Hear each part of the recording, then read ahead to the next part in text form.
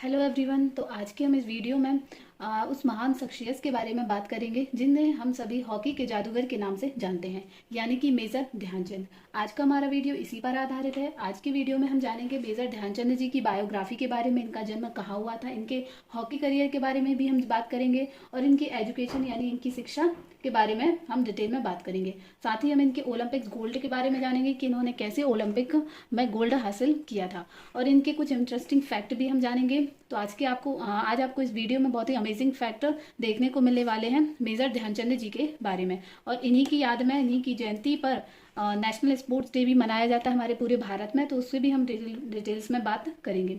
तो आइए हम वीडियो की शुरुआत करते हैं और हम जान लेते हैं वीडियो में हॉकी के जादूगर यानी कि मेजर ध्यानचंद जी के बारे में। तो सबसे पहले हम इनकी बायोग्राफी देख लेते हैं। इनकी बायोग्राफी में इनका जो नाम था, इनका जो पूरा नाम था वो था मेजर ध्यानचंद्र। इनका नाम था पहले ध्यान सिंह था, जिन्हें बाद में एक्चुअली ये ना चांद की रात में यानी कि रात में चंद्रमा के नीचे ये पढ़ाई किया करते थे। तो इनके जो दोस्त थे उन्होंने इनका नाम रख दिया मेजर ध्यानचंद्र, नहीं तो इनका नाम रियल जो नेम था वो था ध्यान सिंह। ध्यान सिंह जो है वो इनका नाम हुआ करता था, जो बाद में मेजर ध्यानचंद्र जी कर दिया गया। ये जो दिख रहे हैं आपको फोटो में, ये है ध्यानचंद्र जी। जो इनका जन्म हुआ था वो हुआ था 29 अगस्त सन 1905 को। इनका जन्म कहाँ हुआ था? इनका जो जन्म था यानी इनकी जो बर्थ प्लेस थी वो थी प्रयागराज उत्तर प्रदेश। पहले से हम सभी इलाहाबाद के नाम से जाने जाते थे, जिसे बाद में प्रयागराज कर दिया गया, और ये उत्तर प्रदेश में। इनके जो पिता थे, इनके पिता का नाम था सोमेश्वर सिंह और इनकी माता का नाम था श्यामा देवी। और इनका जो निक नेम है यानी कि इनका उपनाम था हॉकी के जादूगर। हॉकी के जादूगर हम सभी जानते हैं कि इनको हॉकी के जादूगर के नाम से बुलाया जाता था।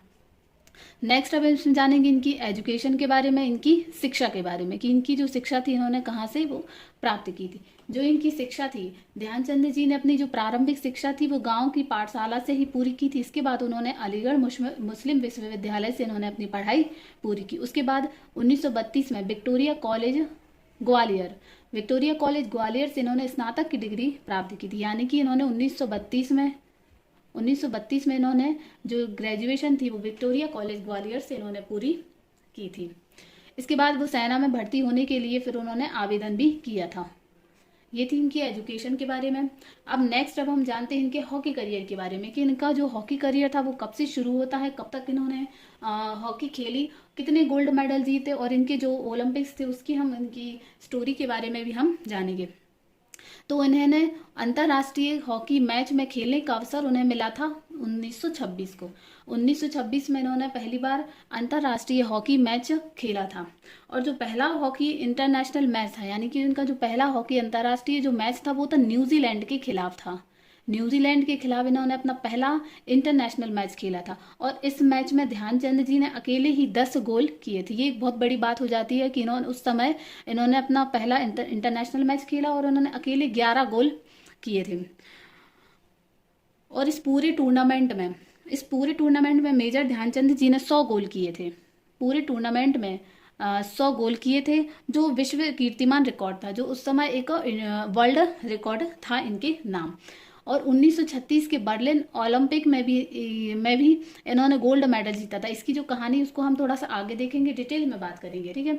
नेक्स्ट हम इस बात करें कि मेजर ध्यानचंद जी का जो करियर था वो 1926 से शुरू हुआ था और इन्होंने 1948 को अपना आखिरी मैच खेला था। तो 1926 से 1948 तक इनका हॉकी करियर रहा, जिसमें उन्होंने 185 मैच खेले और 570 गोल किए थे। इन्होंने अपने पूरे हॉकी करियर में कुल 185 मैच खेले थे और 570 कुल गोल किए थे। भारतीय ओलंपिक संघ ने ध्यानचंद जी को शताब्दी का खिलाड़ी घोषित किया था। ये इनको एक और उपाधि दी गई थी भारतीय ओलंपिक संघ के द्वारा, जिन्हें बोला गया था शताब्दी का खिलाड़ी। उसके बाद 1928 में यानी सन 1928 में ध्यानचंद जी ने अपने करियर का पहला ओलंपिक मैच खेला। इन्होंने 3 गोल्ड मेडल हासिल किए थे। तो इनका जो पहला ओलंपिक मैच था वो था सन 1928 में। सन 1928 में इन्होंने अपना पहला ओलंपिक मैच खेला था, जहां पर उन्होंने 2 गोल किए थे। इस गोल के कारण ही भारत जो है वो ओलंपिक गोल्ड मेडल दिया गया था। ये थे इनके ओलंपिक के बारे में। इसके बाद ही अब हम बात करेंगे अवार्ड एवं रिकॉग्निशन के बारे में। तो इनका जो पहला गोल्ड मेडल था जिसे हमने अभी देखा, वो था, पहला गोल्ड मेडल था ओलंपिक, मतलब पहला ओलंपिक जो था वो एम्स्टर्डम 1928 में था। नीदरलैंड के एम्स्टर्डम में ये खेला गया था सन 1928 में। दूसरा जो गोल्ड मेडल था 1932 वाला, ये जो 1932 वाला था ये लॉस एंजल्स में खेला गया था। लॉस एंजल्स कहाँ है? ये यूएसए में, यूएसए के लॉस एंजल्स में ये दूसरा गोल्ड मेडल इन्होंने हासिल किया था। 1932 में जो ओलंपिक गेम का आयोजन हुआ था यानी किया गया था, इसमें भारत का जो फाइनल मैच था वो था यूएसए के साथ। भारत का फाइनल मैच था यूएसए के साथ यानी अमेरिका के साथ हुआ था। इस मैच में भारत ने अमेरिका को 22 गोल से हराया था। इसके बाद भारत को दूसरा हॉकी में ओलंपिक गोल्ड मेडल दिया गया था। तीसरा जो गोल्ड मेडल था वो था बर्लिन में खेला गया था और 1936 में हुआ था जर्मनी के बर्लिन में। जर्मनी की राजधानी है बर्लिन, उसमें 1936 में तीसरा मतलब ओलंपिक गेम्स हुए थे और उसमें इन्होंने भारत के लिए तीसरा गोल्ड मेडल जीता था। 1936 के ओलंपिक मैच में भारत का फाइनल जर्मनी के साथ था। इस मैच में दुनिया के सबसे बड़े तानाशाह एडोल्फ हिटलर, इन्हें हम सभी जानते हैं, जर्मनी के ये चांसलर थे, एडोल्फ हिटलर भी मौजूद थे।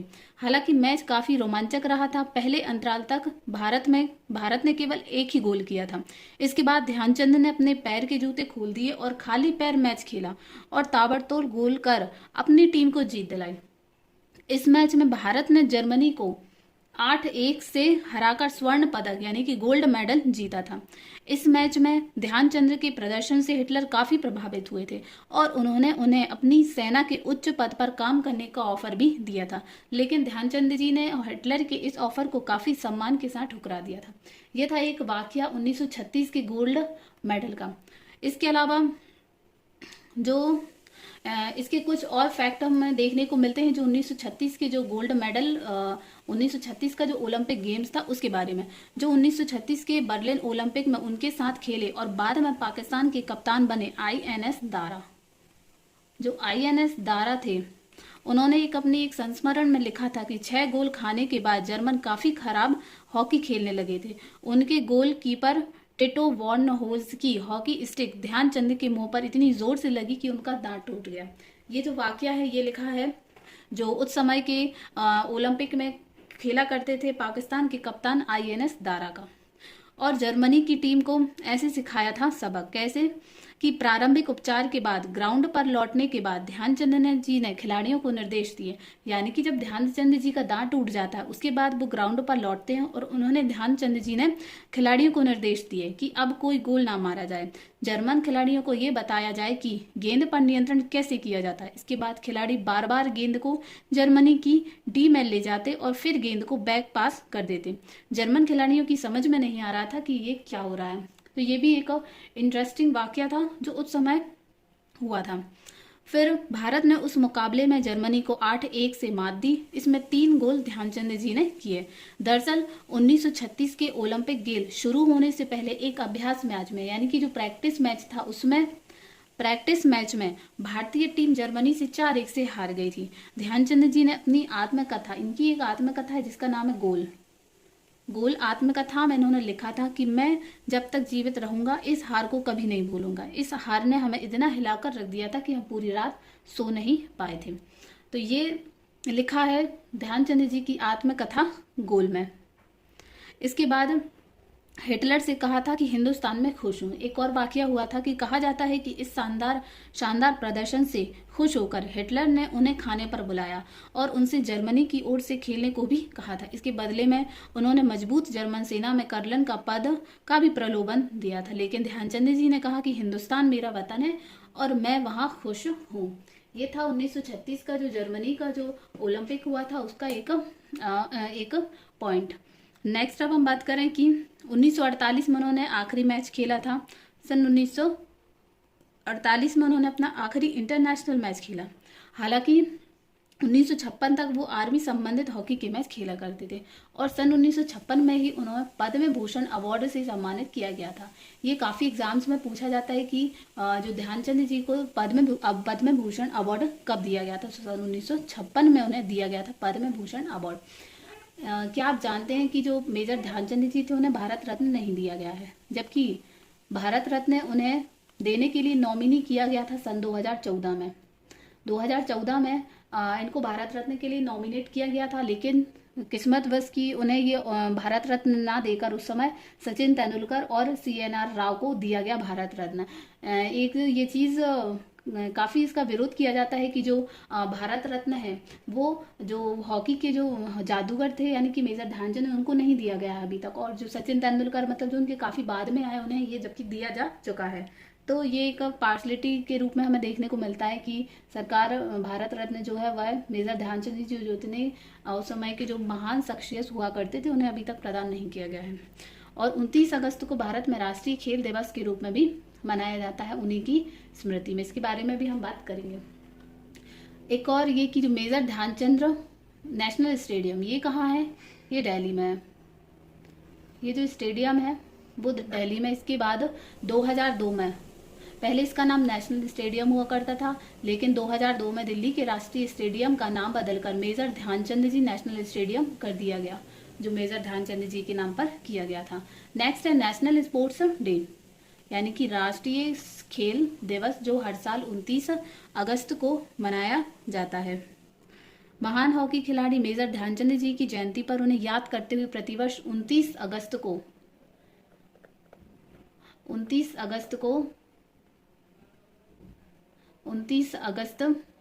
को भारत में राष्ट्रीय खेल दिवस नेशनल स्पोर्ट्स डे मनाया जाता है। उनकी कप्तानी में भारतीय हॉकी टीम ने ओलंपिक खेलों में लगातार 3 बार स्वर्ण पदक जीता था।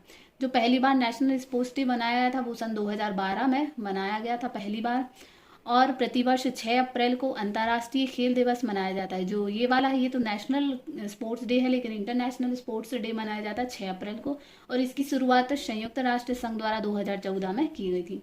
जो 2023 की जो थीम थी, यानी कि नेशनल स्पोर्ट्स डे 2023 की जो थीम थी वो थी कि खेल एक समावेशी और फिट समाज के लिए एक समर्थक के रूप में है, यानी कि sports as an enabler for inclusive and fit society, ये इसकी थीम थी।